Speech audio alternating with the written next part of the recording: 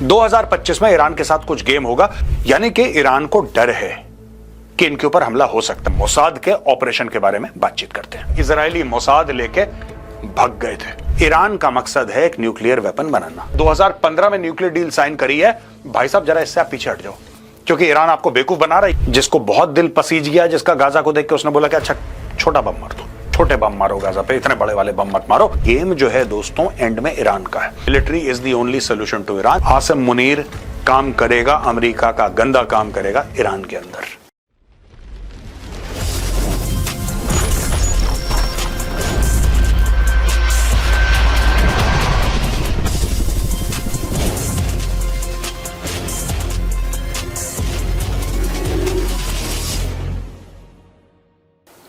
जैन दोस्तों, मैं हूं मेजर गौरव आर्य और आप देख रहे हैं द चाणक्य डायलॉग्स। दोस्तों आज मैं ऐसी बात आपको बताऊंगा ना, आपको मजा आ जाएगा। और सिर्फ मजा ही नहीं, आपको यह भी लगेगा कि किस तरीके से जियोपॉलिटिक्स में लोग गेम खेलते हैं, किस तरीके से ये शतरंज की चालें चलाते हैं। और ये बात मैं कई सालों से कहता चला आया हूं, ये होने वाला है और आज मैं आपको कन्विंस करूंगा कि क्यों हो रहा है, क्या हो रहा है। चलिए चलते हैं। सबसे पहले मैं आपको ईरान ले चलता हूं। दोस्तों ये खबर है मेमो की, यानी कि मिडिल ईस्ट मॉनिटर। ये अखबार है, मिडिल ईस्ट को कवर करता है। कहता है Iran threatens to target Israeli nuclear sites, military infrastructure if attacked. दोस्तों ये वाली बात जो है ना, मैं आपको कुछ महीनों से कहता चला आया हूं बार बार कि 2025 में ईरान के साथ कुछ गेम होगा। कम से कम गेम की कोशिश करी जाएगी। अब गेम हो ना हो, सक्सेसफुल हो ना हो, लेकिन कोशिश करेंगे 2025 में, पक्की बात है। They will try, they might fail, they might pass, that's another story. और इनका एंड गेम क्या होगा? Regime change in Iran. जो खमेनेई की जो उसका राज है, यानी कि खमेनेई का तख्ता पलट, that is what they will be aiming for. हो सकता है फेल हो जाए, हो सकता है पास हो जाए। अब ये देखिए, ईरान थ्रेटन कर रहा है इजराइल को कि तुम्हारी न्यूक्लियर साइट्स और मिलिट्री इंफ्रास्ट्रक्चर को हम उस पर हमला कर देंगे अगर तुमने हमारे ऊपर हमला करा। ठीक है, यानी कि ईरान को डर है कि इनके ऊपर हमला हो सकता है। और यही बात मैं काफी समय से आपसे कह रहा हूं। ये देखिए साहब, Iran का Supreme National Security Council said Iranian intelligence had acquired a large volume of confidential data, including thousands of documents concerning Israeli nuclear projects and facilities. Iran's intelligence minister Ismail Khatib said the documents include Israel's nuclear program and its connections with the United States, European countries, and other international actors. तो भाई इन लोगों ने ये बात कर दी है। और इस्माइल खातिब ने, जो ईरान का इंटेलिजेंस का मिनिस्टर है, खुफिया तंत्र का मंत्री है, उसने बोल दिया साहब हमारे हाथ ये मोटा खजाना लग गया है। अब हमें पता है कि इजरायली चीजें कहां पर हैं, इजरायली न्यूक्लियर रिएक्टर कहां पे हैं, इनके वेपन्स कहां पे हैं, जिससे वो ईरान की ओर हमला करते जब करते, तो अब हमें पता लग गया, हम ठोक देंगे। Right? The statement said the classified documents obtained will allow Tehran to immediately respond to any potential Israeli attack on Iranian nuclear facilities in a way that fully matches the nature of the aggression. यानी कि हम बराबर, अब हमें क्योंकि knowledge आ गई है, ये ईरानियंस कह रहे हैं, क्योंकि आज की तारीख में हमारे पास ये नॉलेज आ गई है, तो हम वो सलाहियत रखते हैं, हम वो कैपेबिलिटी रखते हैं कि अगर इजराइल हमारे ऊपर हमला करे तो भाई साहब हम भी इजराइल के ऊपर उतना ही बड़ा हमला कर सकते हैं जितना इजराइल हमारी तरफ करेगा। आपको पता है पिछली बार जब ईरान ने बैलिस्टिक मिसाइल मारी थी, ड्रोन मारी थी, तो काफी कुछ इजराइल ने गिरा दिए थे, इजराइल को ज्यादा नुकसान नहीं हुआ। और इजराइल ने भी जब पलटवार करा था तो F-35 जब तेहरान के ऊपर मंडराए थे, तब भी इजराइल ने लिमिटेड स्ट्राइक्स करी थी। इनके न्यूक्लियर इंफ्रास्ट्रक्चर को हाथ इजराइल ने नहीं लगाया था। Right? It further warned that Tehran will target Israel secret nuclear sites and its economic and military infrastructure in the event of any aggression. ये तो ईरान कह रहा है। ठीक है, अब मैं आपको इजराइल की स्टोरी बताता हूं। कुछ साल पहले हमें चलना होगा, लेकिन उसके पहले मैं आपको बताऊं, ईरान जो है वो तो दशकों से इजराइल को टारगेट कर रहा है। डायरेक्टली कभी नहीं करा इसने। डायरेक्टली के लिए क्योंकि हिम्मत चाहिए होती है। अगर आप अपनी फौजें ले जा रहे हैं इजराइल के अंदर और कह रहे हैं कि ठीक है हम फिलिस्तीनियों के साथ खड़े और हम हमला करेंगे फिजिकली जाके, तो ये ईरान कभी नहीं करेगा। ट्विटर, फेसबुक तक, इंस्टाग्राम तक सब कुछ ठीक ठाक है। हमास हिजबुल्लाह को पैसे देके कुछ करवाना है वहां तक ठीक है, लेकिन बॉस असली लड़ाई में ईरान काफी पीछे है। अब मैं आपको ले चलता हूं कुछ साल पहले, तब आपको पता लगेगा कि ये सब जो ड्रामा चल रहा है ये क्यों चल रहा है। आपको क्या लगता है, अगर इनकी ये मंशा होती कि इजराइल को ये अटैक करेंगे डायरेक्टली, तो क्या ये पूरे मीडिया के सामने मिडिल ईस्ट मॉनिटर इसको कवर कर रहा होता? क्या इस तरीके से चीजें बोली जाती हैं कि हम आपके न्यूक्लियर, देखिए एक तो होता है आपने मिसाइल मार दी, आपने धमकी दी कि हम तुम्हें छोड़ेंगे नहीं, मिसाइल मार दी, ड्रोन, वो अलग चीज है, मिसाइल और drone, that is one thing. But when you talk about targeting nuclear facilities, तो उससे बड़ा थ्रेशोल्ड कुछ नहीं होता भाई, फिर तो रिटेलिएशन पक्का है, और खतरनाक वाला रिटेलिएशन पक्का है। तो ये इसका प्रचार क्यों कर रहा है ईरान? इसका कारण क्या है? यानी कि ईरान भौकाल बना रहा है, यानी कि ईरान ये कह रहा है कि देखो हमें पता लग गया, हम ठोक देंगे, यानी कि we have the knowledge now and we have the wherewithal. तो पूरी दुनिया वालों तुम समझ लो। और यहां पे जो बातचीत करी है इस्माइल खातिब ने बोला है connections with the United state, तो इजराइल की तो बात कर रहा है, यूनाइटेड स्टेट्स की भी बात कर रहा है, और यूरोपियन कंट्रीज की भी बात कर रहा है। अब यूरोपियन कंट्रीज बेचारी बीच में फंस गई, क्योंकि इनका दिल बड़ा धड़क रहा था ईरान को लेकर कि बेचारे हैं। अब इनका दिल कैसे धड़क रहा था यह भी आपको आगे वाली स्लाइड में बताऊंगा, लेकिन नेक्स्ट स्लाइड में इतिहास में चलते हैं, एक मोसाद के ऑपरेशन के बारे में बातचीत करते हैं। दोस्तों बात है 2018 की, और यह कहानी है जुलाई 15, 2018 की। How Israel in the dark of night torched its way into Iran's nuclear secrets. यह वो इलाका है जिसकी फोटोग्राफ्स हैं, यह न्यूक्लियर साइट है ईरान की, इसके अंदर कंट्रोल्ड एक्सप्लोजिव्स करता था, और बिल्कुल जमीन के नीचे इसने बना रखा था ईरान ने। और यहां पे इजराइल के यानी कि मोसाद जो उसकी खुफिया एजेंसी है, उसके एजेंट आते हैं, और the agents arrive that night January 31, 31 जनवरी की रात को आए, with torches that burnt at least 3600 degrees, 3600 degree तक वो टॉर्चेस जो थी, ब्लो टॉर्च कह सकते हैं आप, ब्लो टॉर्च थी, उसका इतना टेम्परेचर था, hot enough as they knew from the intelligence collected during the planning of the operation to cut through the 32 Iranian made safes, but they left many untouched, going first for the ones containing the black binders which contained the most critical designs. When the time was up, they fled for the border, hauling some 50,000 pages and 163 compact discs of memos, videos and plans. ठीक है जी, यानी कि 50,000 पन्ने और 163 CDs of memos, videos and plans, ये सारे के सारे इजरायली मोसाद लेके भाग गए थे। ये गायब हो गए, इन्होंने बॉर्डर पार कर लिए, इतना सामान लेके निकल लिए। अब दोस्तों ये जो ऑपरेशन हुआ वो जनवरी 31 को हुआ, ये कहानी जुलाई 15 की है, ठीक है। लेकिन इन लेट अप्रैल यानी कि इसी साल 2018 के अप्रैल में प्रधानमंत्री Benjamin Netanyahu announce the results of the highest.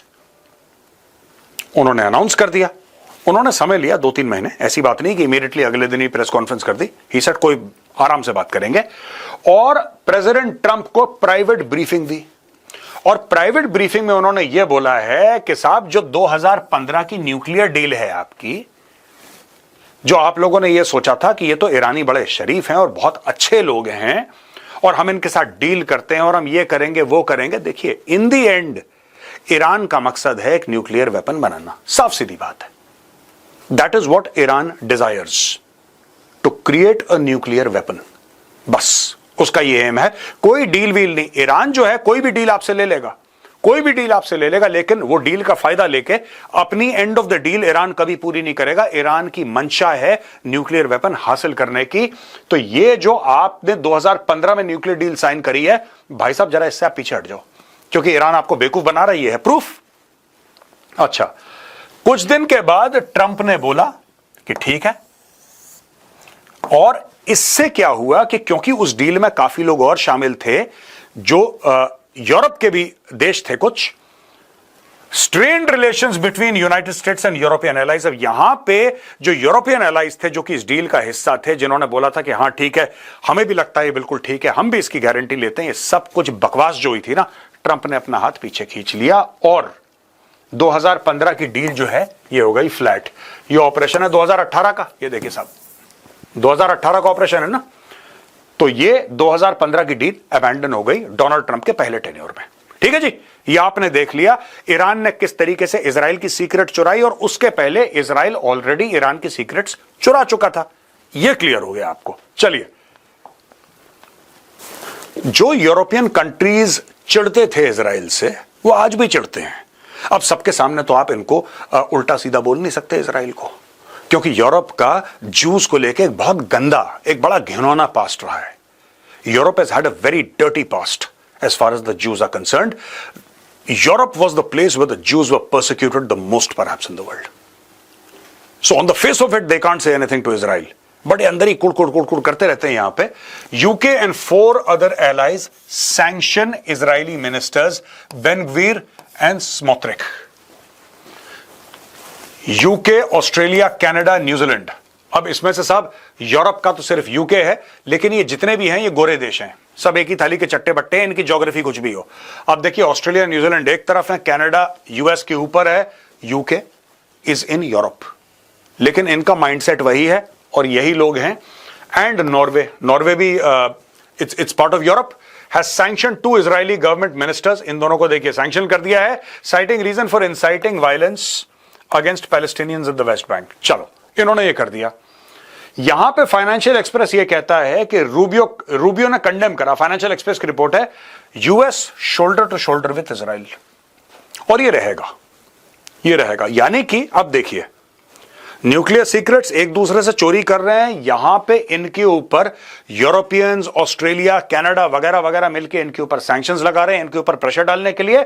In UK both ministers will immediately be subject to an asset freeze, travel ban and be disqualified from the directorship, management, formation और promotion of a British company. यानी कि हल्की बात करी इन लोगों ने, ये कहने को कि हम इनके खिलाफ भी हैं, ये पैलेस्टीनियंस के खिलाफ काम कर रहे हैं तो हम इनके खिलाफ हैं। लेकिन अब इन 2 मंत्रियों को कह रहे हैं कि यार देखिए, आप यूके नहीं आ सकते हो। कहेंगे नहीं आएंगे भाई, नहीं आएंगे हम, ठीक है, आप अगर वीजा ही नहीं दोगे तो कैसे आएंगे, आएंगे नहीं।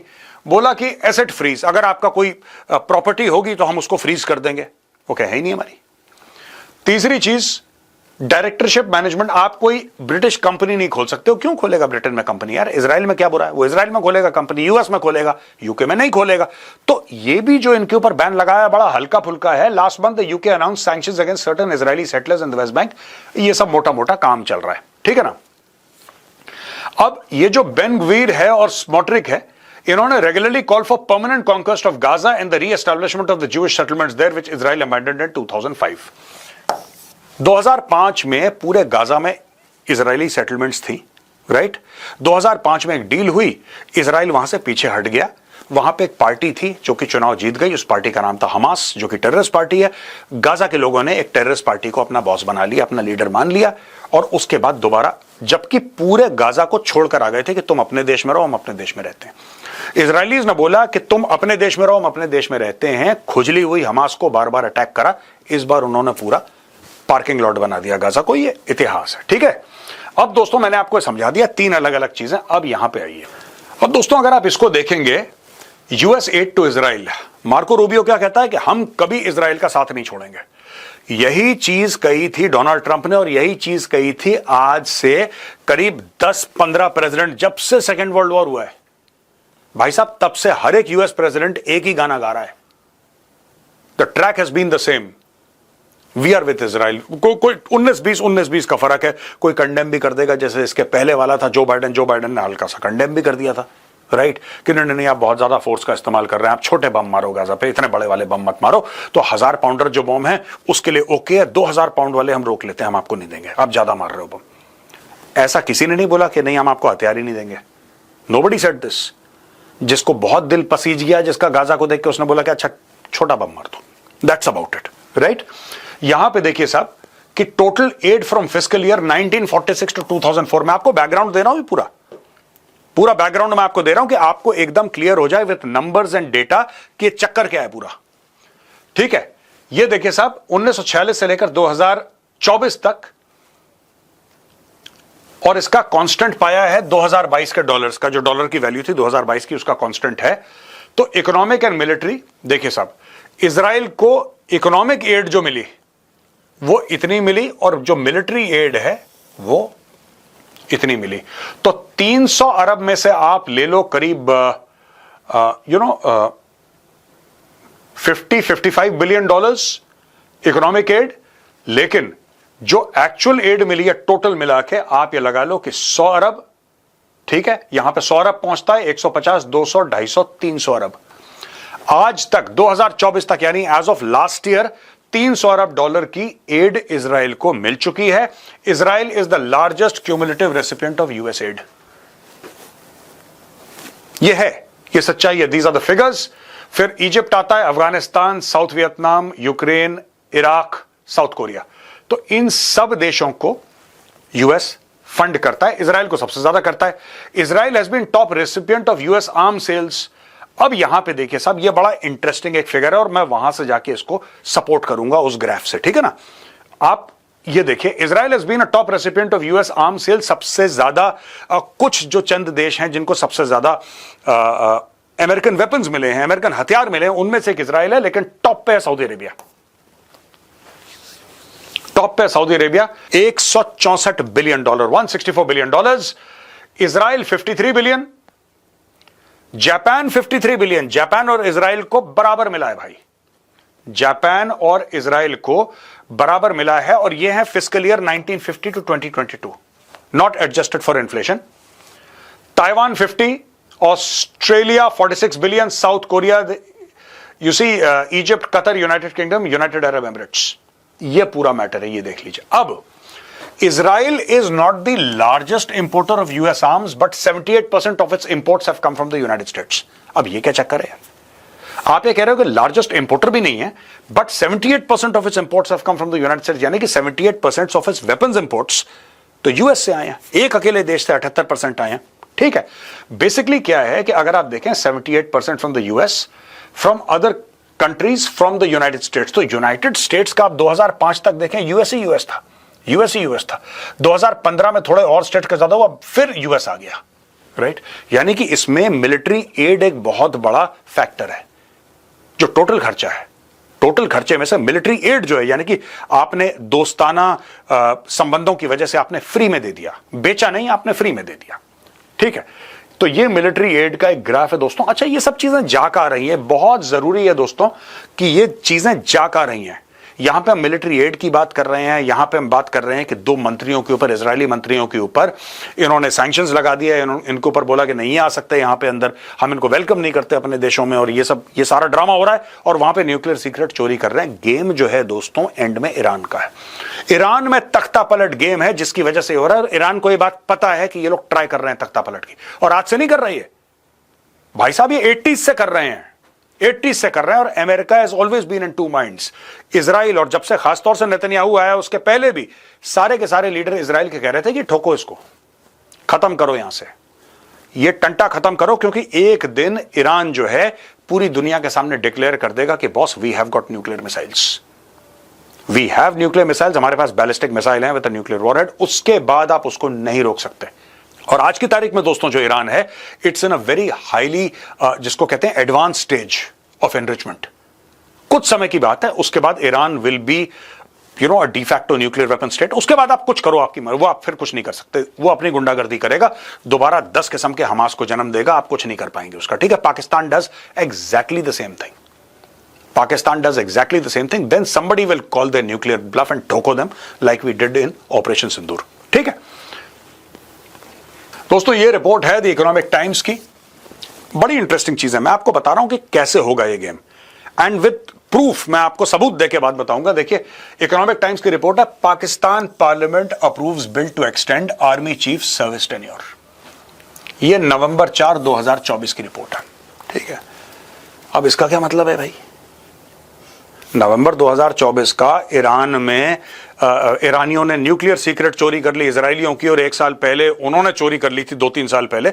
इस पूरे का मतलब क्या है? अच्छा, Pakistan parliament has approved an amendment of extending terms of military chiefs including the army chief from 3 to 5 years। इसका ध्यान देना आप जरा, 3 साल का था 5 साल कर दिया, ठीक है भाई। 3 साल का फिक्स टेन्योर था, उसको 5 साल का कर दिया। यह शहबाज शरीफ ने सपोर्ट करा, और इसको प्राइम मिनिस्टर इमरान खान के लिए एक सेटबैक माना जा रहा है कि उसको झटका लगा है कि भाई उसका दुश्मन अब और समय के लिए आर्मी चीफ बना रहेगा। आसिम मुनीर की मैं बात कर रहा हूं। अच्छा दोस्तों, एक तो ये स्टोरी हो गई। अब आप अगर दूसरी बात देखें तो दूसरे लेवल पे क्या होता है कि यहां पे the bill to amend the Pakistan army act of 52 was moved by defence minister Khawaja Muhammad Asif. House speaker Ayaz Sadiq announce in a live telecast of the parliamentary proceeding that the bill had passed. Khan's party lawmakers oppose the bill in a noisy session. अच्छा, Khawaja Muhammad Asif defence minister है, ठीक है जी, he is the defence minister. अभी दोस्तों house speaker आयाज सादिक, ये कौन है? आप इसको जानते हैं, आपको याद नहीं आ रहा होगा, लेकिन आपने वो वीडियो देखा है बड़ा मशहूर कि एक बंदा पार्लियामेंट में खड़े होकर बोल रहा है कि साहब अभिनंदन को जब हमने पकड़ लिया था तो अचानक शाह महमूद कुरैशी आए, जनरल बाजवा उनके साथ में थे, टांगें कांप रही थीं, माथे पे पसीना था और बोला कि छोड़ दो अभिनंदन को वरना 9 बजे इंडिया अटैक कर देगा. याद होगा आपको वीडियो. और अभिनंदन की क्या बात करते हैं. मुझे याद है शाह महमूद कुरैशी साहब उस मीटिंग में थे जिसमें प्राइम मिनिस्टर साहब ने आने से इनकार कर दिया और चीफ ऑफ आर्मी स्टाफ तशरीफ लाए. पैर कांप रहे थे, पसीने माथे पे थे और हमसे शाह महमूद साहब ने कहा, फॉरेन मिनिस्टर साहब ने, कि खुदा का वास्ता है अब इसको वापस जाने दें क्योंकि 9 बजे रात को हिंदुस्तान पाकिस्तान पे अटैक कर रहा है. ये वही है भाई साहब, ही इज द सेम वन.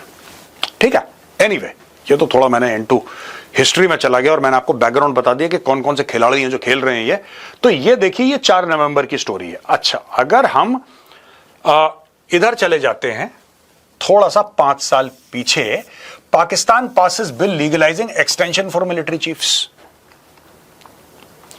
ये इमरान खान थे उस वक्त प्रधानमंत्री, तो इन्होंने बोला कि साहब एक्सटेंशन कर दो, यानी कि आज की तारीख में quote unquote field marshal Asim Munir 5 साल पूरा आर्मी चीफ रहेगा, उसके बाद 5 साल का और एक्सटेंशन मिलेगा, 10 साल आर्मी चीफ रह सकता है वो. ठीक है. और यहां पे इंडिया टुडे की खबर है मई 20 की, general Asim Munir promoted to field marshal, highest military rank in Pakistan. ठीक है साहब. इसका टोटल अगर मैं चेन का टाई अप करूं तो यह है कि ईरान की जो इनसिक्योरिटी है इजराइल को लेकर और अमेरिका को लेकर वो बढ़ रही है. ईरान खुलेआम धमकी दे रहा है कि देखो हमारे पास पूरी इंफॉर्मेशन है और हमारे पास सलाहियत है, कैपेबिलिटी है इजराइल को ठोकने की, और हम नहीं भूलेंगे जो इजराइल के सपोर्टर हैं, चाहे वो अमेरिका हो, चाहे वो यूरोपियन कंट्रीज हो, चाहे वो कोई भी हो. ये फॉर्मली उन्होंने बोल दिया है, पहली चीज. दूसरी चीज, राइट, आप ये देखिए कि किस तरीके से सारी की सारी जो टॉक्स हैं ईरान के साथ वो फेल हो रही हैं और इजराइल प्रेशर डाल रहा है कि military is the only solution to Iran. जब तक आप उनके न्यूक्लियर रिएक्टर्स बर्बाद नहीं करोगे, आप उनका प्रोग्राम तबाह बर्बाद नहीं करोगे, तब तक ये आपके सर पे नाचेंगे और आप कुछ नहीं कर सकते. ये क्या करेंगे? न्यूक्लियर, आज बिना न्यूक्लियर वेपन के इन लोगों ने पूरे मिडिल ईस्ट में तबाही मचा रखी है. टेररिस्ट ग्रुप्स इनके दंदनाते फिरते हैं ईरान के. पाकिस्तान भी यही करता है भारत के साथ. न्यूक्लियर बॉम्ब है, लश्कर तैयबा, जैश मोहम्मद, फलाना ढिमका, सबको बोलो अटैक करे भारत को, हम न्यूक्लियर मार देंगे. वो तो ऑपरेशन सिंदूर हो गया कि अब उनका न्यूक्लियर गायब हो गया जमीन के नीचे. और दोस्तों, ये जो पाकिस्तान की आखिरी स्लाइड मैंने आपको बताई है, जैसा मैं आपको कई बार कह चुका हूं, आज मैं दोबारा आपके सामने रिपीट करूंगा दोस्तों. इस पूरे का जो लब्बो लुबाब है, निचोड़ जिसको कहते हैं हम लोग हिंदी में, निचोड़ यही है कि ये सारी की सारी जो सेटिंग है, चाहे वो पहले की है चाहे वो बाद की है, खासतौर से ये वाली सेटिंग जो नवंबर 2024 की सेटिंग है, ये वाली, और यहां से अगर आप सेटिंग देखो और ये वाली, ये सारी की सारी सिर्फ एक बात को प्रूव करती है कि एक आदमी को, यानी कि आसिम मुनीर को इतना पावरफुल बना रखा है कि अमेरिकन्स अपना जो एम है वो रियलाइज कर लें. कभी आप सोचते होंगे कि ट्रंप इतनी तारीफ क्यों कर रहा है, पाकिस्तान ऐसी चीजें बनाता है जिसमें कि मजा आ गया. अब पाकिस्तानी खुद सोच रहे हैं हम कौन सी ऐसी चीज बनाते हैं जिसमें मजा आ गया. भाई ये तो कुछ बनाते नहीं, टेररिस्ट और गधे के अलावा. लेकिन कौन सी ऐसी चीज है? ट्रंप बड़ा तारीफ कर, ट्रंप कह रहा है कि देखो बड़ी स्ट्रांग लीडरशिप है. ट्रंप क्यों तारीफ कर रहा है? ये सब क्यों हो रहा है ड्रामा पाकिस्तान में? ये पाकिस्तान की वजह से ड्रामा नहीं हो रहा दोस्तों. प्लीज डोंट बी, काफी लोग मुझसे सवाल पूछते हैं, don't be under the misconception that Trump Pakistan को पसंद करता है. Pakistan is a useful idiot. Pakistan को पैसे दो, वहां पे कुछ लोगों को प्रमोट करवा के और कुछ लोगों को बिल्कुल गद्दी पे बैठा के उनको बहुत प्रमोट करो, उनका पीआर करवाओ कि वो अपने लोगों के सामने लीडर की तरह दिखाई दें लोगों को, पाकिस्तानी गरीब जो आवाम है उनके सामने, और फिर उनसे अपने गंदे शंदे ऑपरेशन करवाओ, चाहे वो अफगानिस्तान में हो. लेकिन ये इस वक्त दोस्तों, दिस इज आसिम मुनीर इसको कहते हैं द डिसीवर। और आसिम मुनीर काम करेगा, अमेरिका का गंदा काम करेगा ईरान के अंदर। ठीक है, that is the total context in which today's video is being recorded for you. ये वीडियो देखने के लिए बहुत बहुत धन्यवाद दोस्तों। अगर पसंद आए तो इस वीडियो को लाइक करिए, हमारे चैनल को सब्सक्राइब करिए, बेल आइकन दबाना बिल्कुल मत भूलिएगा। जय हिंद, वंदे मातरम, भारत माता की जय।